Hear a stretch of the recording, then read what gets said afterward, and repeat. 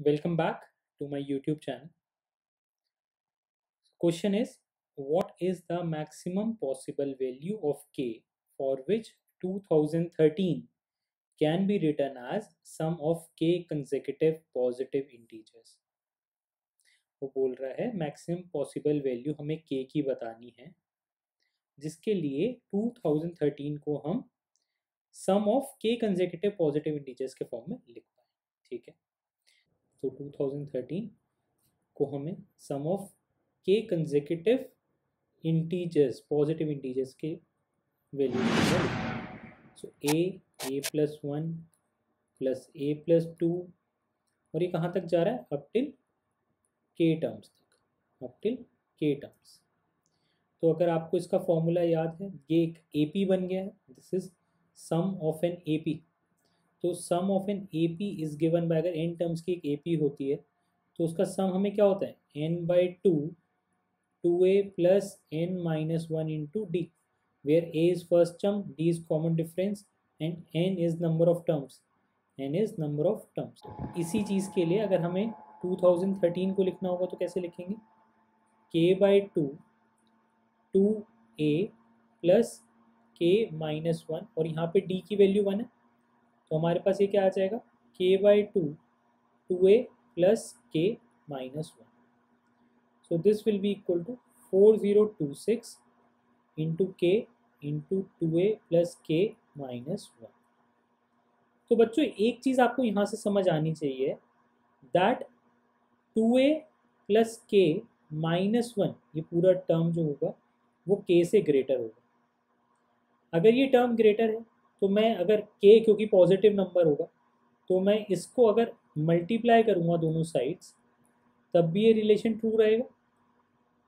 But इस function की value, इस पूरे एक्सप्रेशन की वैल्यू क्या है हमारे पास? 4026. तो मैं बोल सकता हूँ 4026 will be greater than k square और k will be less than root of 4026. तो इसकी अप्रोक्सीमेट वैल्यू आ जाएगी आपके पास 63.4. तो क्योंकि के जो है, के इज पॉजिटिव इंटीजर, एक कंडीशन तो ये है, एंड इज फैक्टर ऑफ 4026. तो मैं ये बोल सकता हूँ 4026 को अगर प्राइम फैक्टराइज करें so 2 into 3 into we will say 11 into 61, 2 into 3 into 11 into 61. तो 4026 के हमारे पास 2 इंटू 3 इंटू 11 इंटू 61. अब के की जो वैल्यू है, क्वेश्चन में क्या पूछ रहे हैं हमसे वो कि what is the maximum possible value of के. मैक्सिमम पॉसिबल वैल्यू ऑफ के क्या बन रही है हमारे पास यहाँ से? 61, क्योंकि 61 ही एक ऐसा नंबर है जो उसकी इसका फैक्टर भी है. Therefore k is equals to 61. So this will be your required answer. I hope it is clear to you. So welcome to my YouTube channel. Question is, in a triangle ABC with angle BCA 90 degree, the perpendicular bisector of AB intersect segments AB and AC at x and y respectively.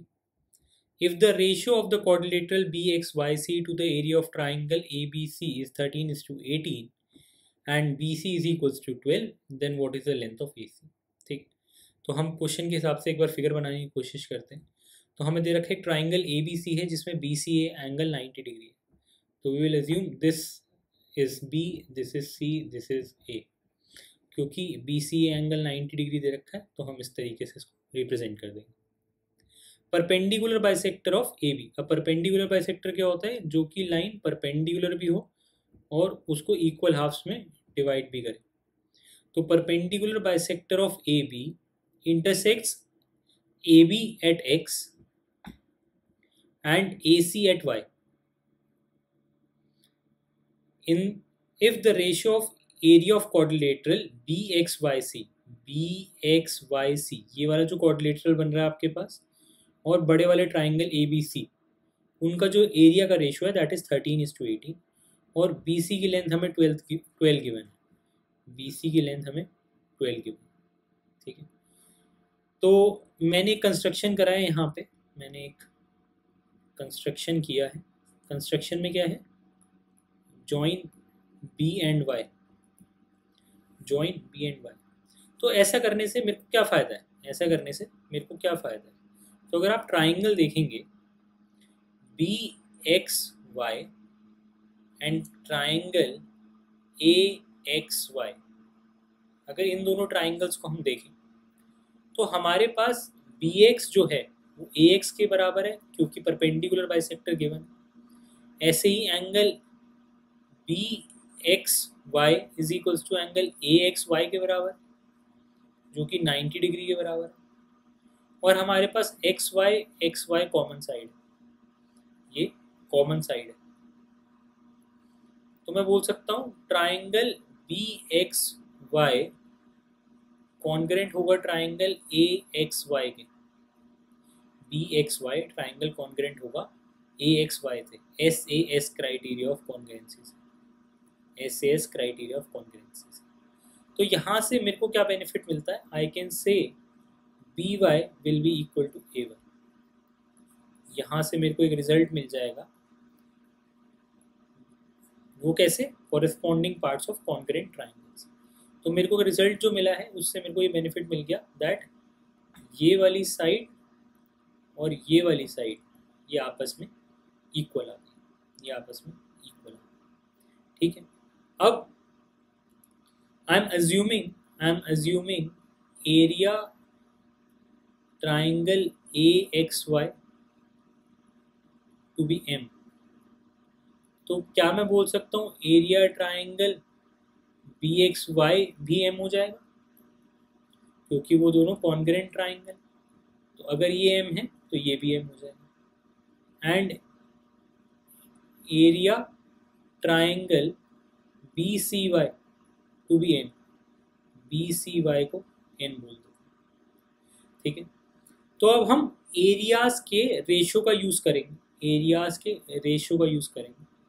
तो हमारे पास क्या given है, हमारे को area of quadrilateral B C Y X divide to the ratio of area triangle A B C is 13:18। तो इसका use करते हैं, area quadrilateral B X Y C, B X Y C to area triangle ABC is given to us as 13:18। ठीक है, यही ratio हमें given. तो अब हम इस फिगर के अकॉर्डिंग देखें तो बी एक्स वाई सी का एरिया क्या है, एम प्लस एन, और पूरे बड़े वाले ट्राइंगल का एरिया है 2m प्लस एन। तो हमारे पास क्या आ गया, m plus n divided by 2m plus n is equals to 13/18। Cross multiply करेंगे तो क्या आएगा, 18m plus 18n is equals to 26m plus 13n। तो हमारे पास कितना आ जाएगा, यहाँ पे 18n minus 13n is equals to 26m minus 18m, तो 5n is equals to 8m। तो हमारे पास n बाई m की वैल्यू क्या आ गई, n बाई m की value that will be 8/5। n by m की वैल्यू आ गई हमारे पास 8/5। ठीक है, एक चीज़ हमारे काम की आ गई है यहाँ से। अब इसका क्या काम है वो आपको भी यहाँ से समझ आएगा। अब मैं अगर लिखूँ area triangle B C Y is to area triangle B Y A, area triangle B C Y is to area triangle B C Y, ये वाला area triangle B Y A, B Y A. तो इसको मैं लिख सकता हूँ n/2m, और area इनका होगा क्या, half into base into height. तो बेस क्या है सी वाई, हाइट क्या है बी सी। इस वाले ट्राइंगल के लिए बेस क्या है ए वाई, हाइट क्या है बी सी, क्योंकि परपेंडिकुलर है, ये ऑब्ट्यूज एंगल ट्राइंगल है, ये आपका 90 डिग्री राइट एंगल ट्राइंगल है। तो दोनों के लिए हाइट सेम होगी, दोनों के लिए हाइट सेम होगी। तो मैं ये भी लिख सकता हूँ हाफ इंटू बेस, तो इस बी सी वाई का बेस क्या है C Y, half into base into height, height क्या है हमारे पास B C, divided by half into base क्या है Y A, half into Y into B C. तो हाफ से हाफ कैंसिल आउट हो गया, बी सी से बी सी कैंसिल आउट हो गया, तो n बाई 2m is equals to C Y upon A Y, एक रिलेशन आ गया। एंड n बाई m की वैल्यू हमें पता है, n बाई n की वैल्यू हमें पता है, तो यहाँ से मैं कह सकता हूँ 8 upon 2 into 5 is equals to C Y by A Y. तो हमारे पास C Y by A Y का क्या रेशो आ गया, 4:5। तो I am saying let ratio constant be K. तो हमारे पास सी वाई की वैल्यू क्या आ जाएगी 4 के, ए वाई की वैल्यू क्या आ जाएगी 5 के। अब सी वाई आ चुका है, ए वाई आ चुका है। तो अब बच्चों ध्यान से देखें, तो हमने यहाँ से बोला है कि A Y is equals to B Y, A Y is equals to B Y, तो बी वाई की वैल्यू भी आ गई, बी वाई की वैल्यू भी आ गई हमारे पास। बी वाई की वैल्यू कितनी आ जाएगी 5 के। तो now in triangle B C Y I am applying Pythagoras theorem. In triangle B C Y I am applying Pythagoras theorem.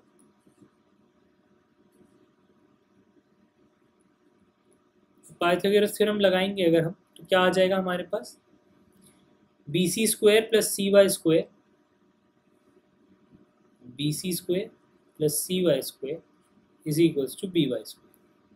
तो बी सी की वैल्यू हमें गिवन है 12, so this will be 12 square. C Y की value हमें कितनी given है, C Y अभी हमने निकाला है 4 के, तो this will be 4 k whole square. And B Y की वैल्यू हमारे पास है 5 के होल स्क्वायर। तो ये कितना आ गया 144 इज इक्वल्स टू 25 के स्क्वायर माइनस 16 के स्क्वायर। तो ये आ गया हमारे पास 9 के square is equals to 144।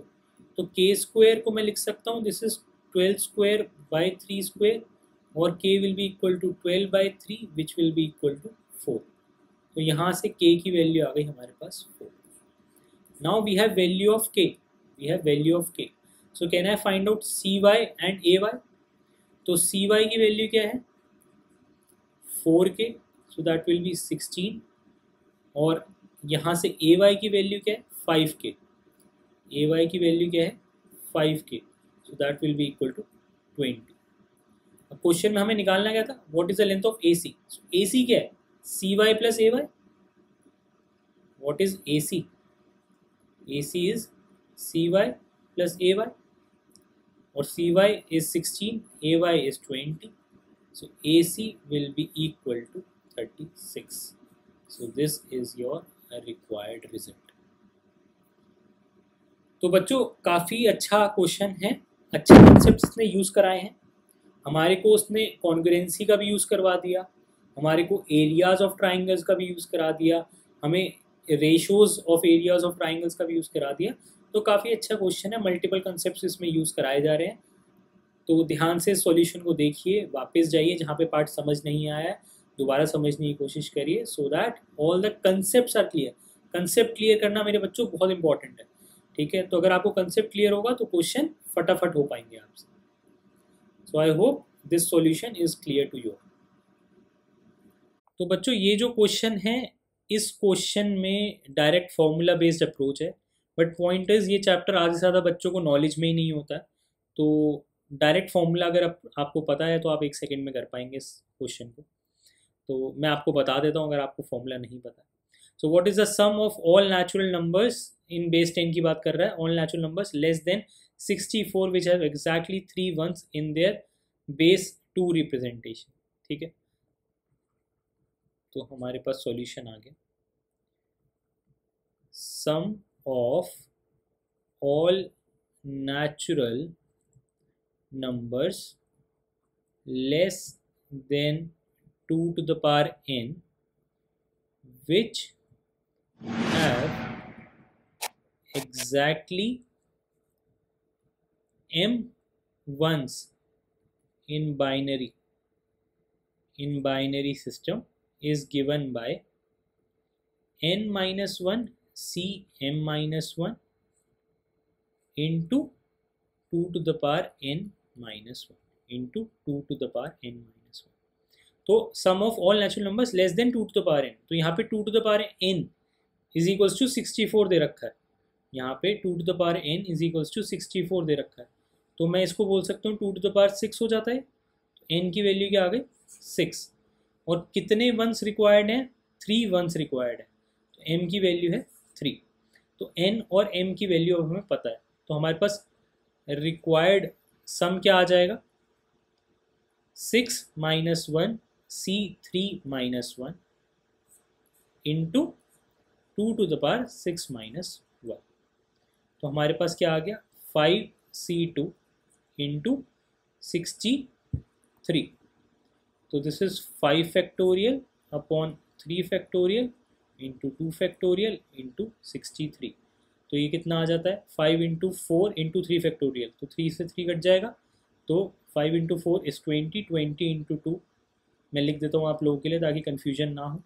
So 3 factorial into 2 factorial into 63, तो 3 से 3 फैक्टोरियल कैंसिल आउट हो जाएगा, 24 ये 2 से कैंसिल आउट हो जाएगा, 20 ये 2 से कैंसिल आउट हो जाएगा, तो 10 into 63 that is 630, so 630 will be your required answer. ठीक है, तो अगर आपको ये फॉर्मूला पता है तो क्वेश्चन हो जाएगा, अगर फॉर्मूला नहीं पता है तो मेरे बच्चों कोशिश करो कि इन टाइप के चैप्टर्स के फॉर्मूलाज जो हैं उनको गो थ्रू कर लो, ताकि इस टाइप के क्वेश्चंस आप लोग आराम से कर पाओ। I hope this solution is clear to